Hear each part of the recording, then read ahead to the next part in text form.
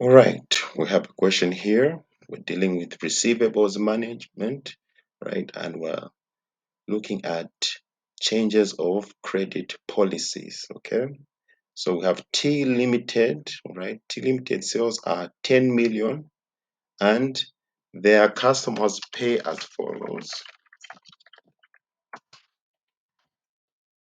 right? First month, 20% of the time. Second month, 35% of the time. Well, this has to be 30, not 35%. 30% of the time, all right? 3 months, it's 50% of the time, right? So now we are considering whether or not to factor our debts, right? So as we said, factoring, this is where you employ a company or a third party to collect your debts, right? So we're considering to employ a factor, okay, who can collect our debts. The factor will pay us 100% after 1 month, all right? The fee is 1.5% of the turnover, right? And as a result of hiring a factor, we will be able to lose some credit control staff at a saving of 20,000 kwacha per annum, right? So basically, when we employ the factor, all right, we also have, currently with us, we have staff who we use to find out about credit, collect credit. So that's like a cost to us. Now, if we employ a factor, all right, we'll get rid of this cost, get rid of 20,000, this cost. We're going to save it actually, right? We can even lay off some credit control stuff, okay, because now we have the factor to collect the receivables. So we'll be saving 20,000, all right, if we get rid of the control stuff. The company's bank overdraft rate is 20%. All right, calculate the net cost or benefit per annum of changing to the new policy. All right, so here we're debating whether should we hire a factor to collect our debts or not. All right, so the first thing is we're going to find the average receivable, right? Average receivable months. Sometimes you can have it in days, all right? If it's given to you in months, we'll take it in months. So we say average receivable months.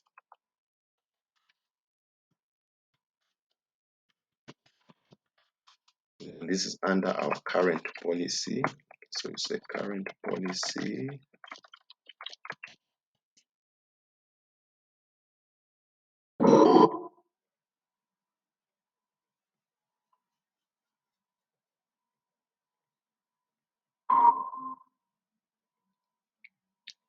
Okay, so under our current policy, our average receivable months. What we're going to do, all right? We're just going to be multiplying these percentages by the months. All right. If we are given in days, we would have used days, but here we're using months. All right. So what we're going to do is we're going to say 1 times 0.2. Okay, this 0.2 is that 20%. Right. Plus 2 times 0.3. Right. So 2 months times, it's 2 months times 30%. Plus 3 times 0.5,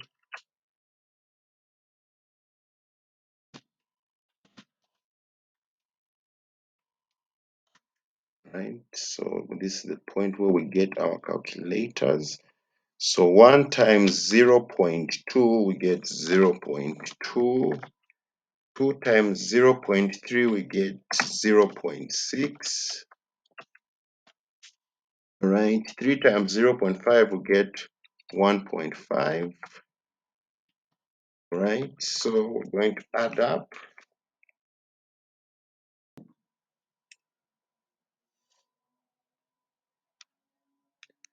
0.2 plus 0.6 plus 1.5. We're going to get 2.3 months. Receivables management, all right? Receivables management. Remember last week's class? Remember last week's class? Did you attend it? Oh, Monday's class actually.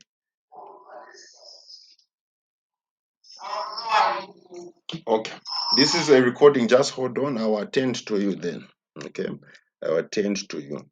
Here, basically, what we're trying to do in this question here is we want to see if it's worthwhile to employ a factor. All right. A factor is a third party who is going to collect our debts for us. Okay. A factor is a third party who is going to collect our debts for us. All right. As you can see here on this table here, this is how long it takes our customers to pay us. All right. 1 month, 20% of the customers pay within 1 month. All right. In 2 months, 30% of the customers pay. All right. 50% of the customers pay after 3 months. All right. Now, if we hire the factor, all right, the factor will pay us 100% after 1 month. Okay. What all these receivables are owing us, right? Then they're going to pay it to us, the whole amount 100% after 1 month. Okay. So we want to see, is this worthwhile? Okay. Is this worthwhile? Because remember, receivables are people who owe us money. Okay. So have you just got a flavor of what's happening?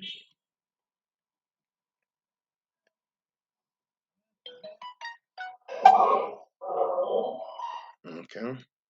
So the first thing you do, all right, we're going to first, we're reviewing our current policy, all right? We're reviewing our current policy, all right? So basically, we're calculating our average receivable months. In other questions, they might give you days. So in that case, you calculate average receivable days. But in this case, it's average receivable months. All right. So we're multiplying each month by its percentage. Okay. 1 times 20% plus 2 times 30% plus 3 times 50%. All right. So our average receivable months is 2.3 months. All right. Now, I want to find out our average receivables, okay? Our average receivables. So, to get our average receivables,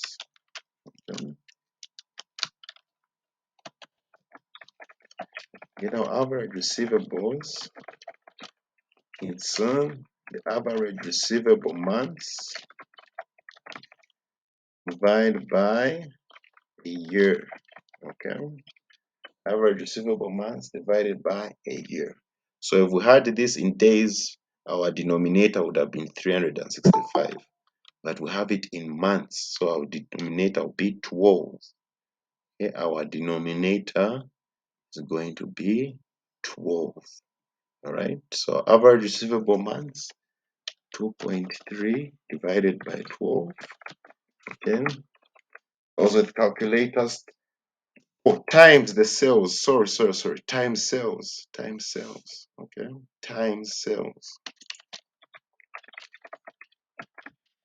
And our sales are 10 million there, so you say 2.3 divided by 12 times, all right, times 10 million. Yes. So can we, those with calculators, okay, let me calculate also, may I find out what I get. 2.3 divided by 12, all right, times 10 million.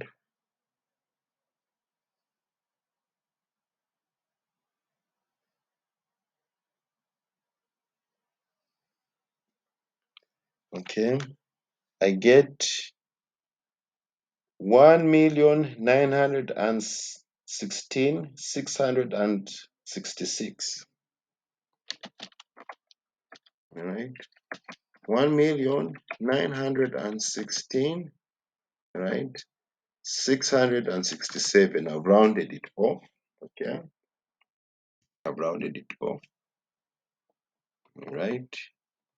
Confirm with your calculators if you're also getting that. Okay. All right. Now, after we've evaluated our new policy, our current policy, let's evaluate the new policy. Okay. Let's evaluate the new policy. Okay. So, new policy, right?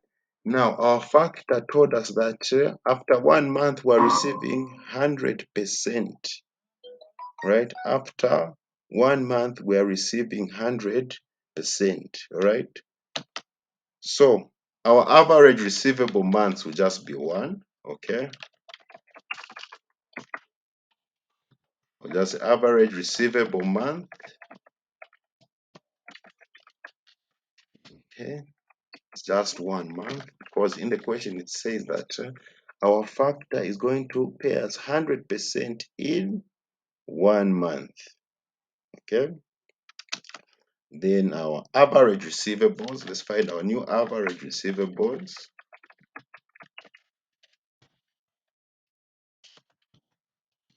All right, remember it's our average months, average receivable month, average receivable month,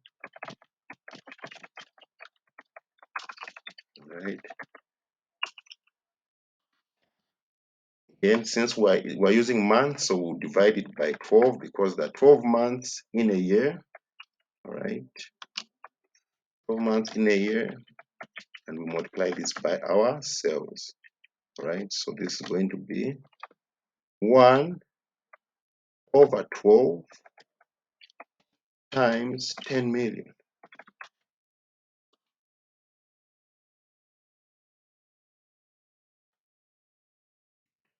1 over 12 times 10 million. Okay, so let us find that. 1 divided by 12, that's 0.08333333. It's recurring, all right? This 3 is recurring,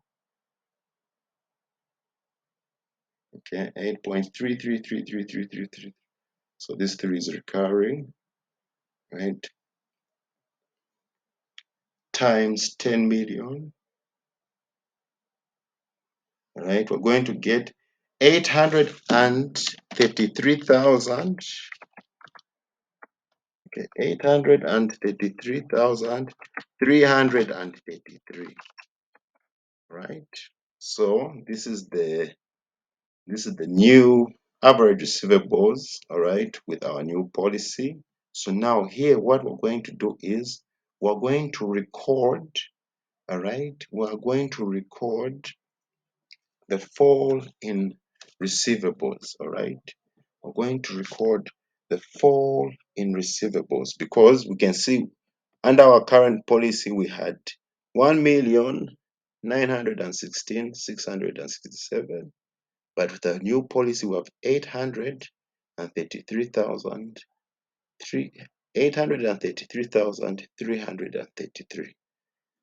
Ish, it's a job reading these numbers, these big numbers. All right, so we say fall in receivables. That's what we're going to say 1,916,667 minus 833,333. Okay, let's find our fall in receivables. So we'll say 1,916,667 minus 8.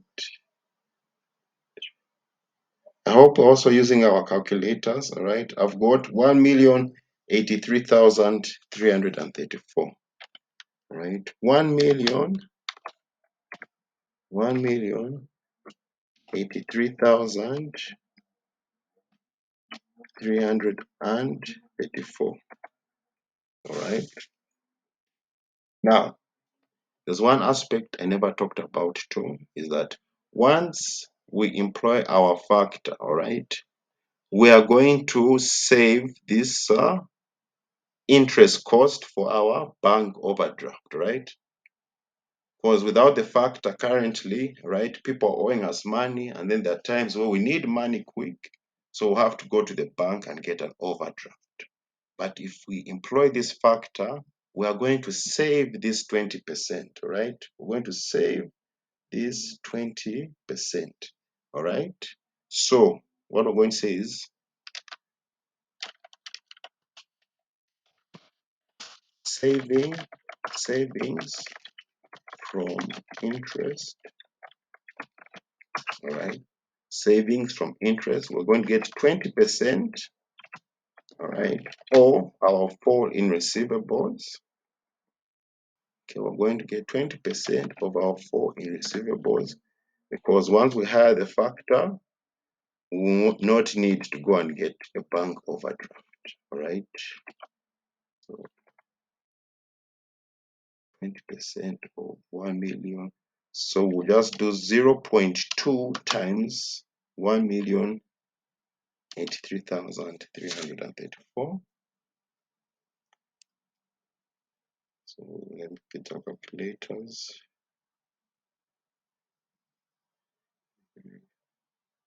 1 million.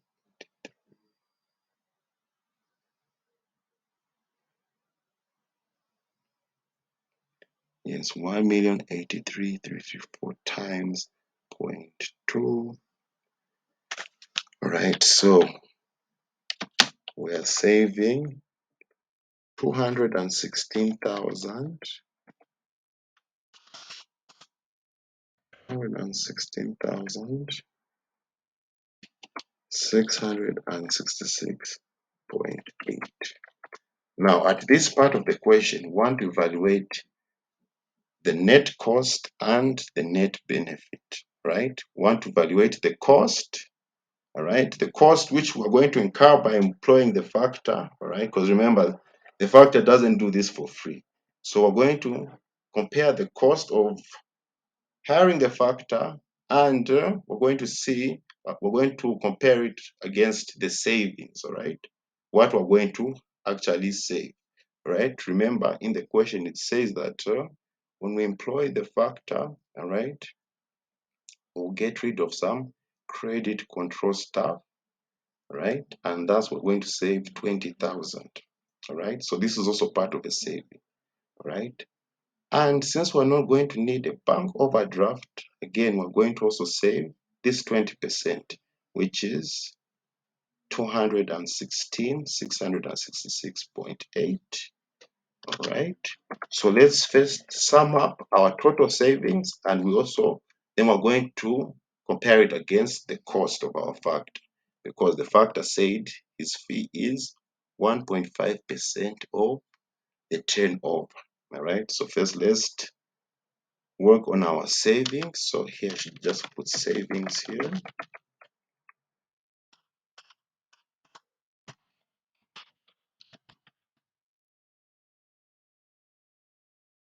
right?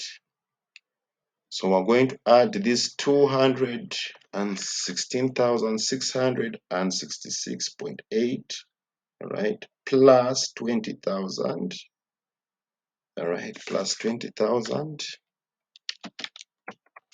This is from getting rid of the credit control stuff because we have a factor, so we save a 20,000, all right.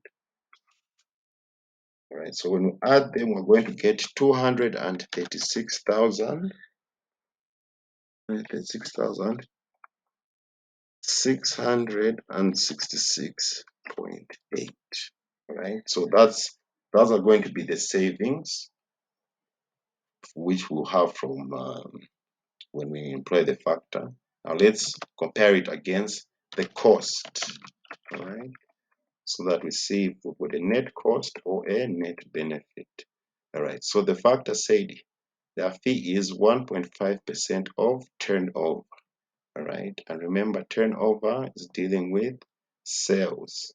Okay, it's dealing with sales. So we're going to find 1.5% of 10 million. All right, 1.5% of 10 million.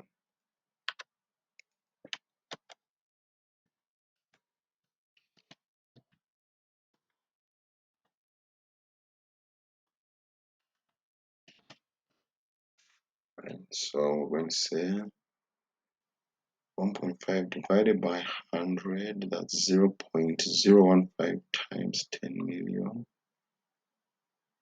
Okay, 150,000. So it's going to cost us 150,000 to employ a factor. So now let's see which one is more, our cost or our savings. We can see that our savings are more. All right, so to get our net savings, we just subtract our savings from our cost. All right, so it says since savings is greater than the cost, all right, we're actually going to save more. All right, the savings will be more than the cost of hiring the factor. All right, so it will be a good idea to hire the factor. All right, so since savings greater than cost of hiring factor,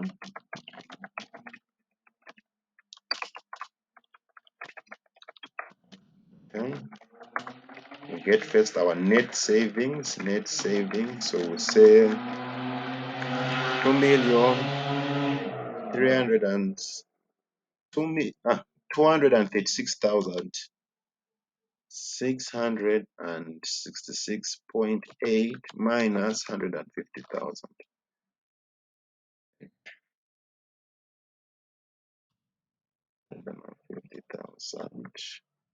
So we can just do that to calculate our net savings. 236,666.8 minus 150. Right. So our net savings are 86,000 kwacha. 86,000 kwacha. All right. 666.8. All right. So we should hire the factor, okay? Because if we hire the factor, all right, our savings will be more than the cost of hiring that factor. Right?